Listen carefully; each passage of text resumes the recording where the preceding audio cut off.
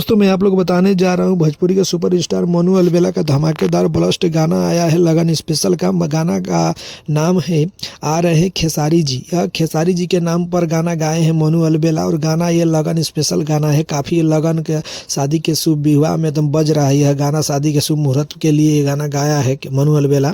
मनु अलवेला का गाना आते ही यूट्यूब पर ट्रेंड कर रहा है। गाना मात्र 3 सप्ताह में 2.2 मिलियन व्यू क्रॉस कर गया है। लाखों के लाइक आ रहे हैं भर भर के, कमेंट भी भर भर के आ रहे हैं यह गाना पर। और खेसारी लाल यादव के ऊपर गाना हमेशा मनु अलवेला गाते हैं और यह गाना को रिलीज किया गया है नीनेम डिजिटल हिट चैनल के द्वारा। आप लोग सुनिए और ज़्यादा से ज़्यादा दुलार प्यार दीजिए इनको, ताकि यह गाना हमेशा गाते रहें और आप लोग के मनोरंजन कराते रहें। जो मनु अलवेला है यह गाना काफ़ी गाते हैं और अच्छा अच्छा गाना गाते हैं। खेसारी लाल यादव इनके शादी में गए थे, काफ़ी इन लोगों ने इंजॉय किए।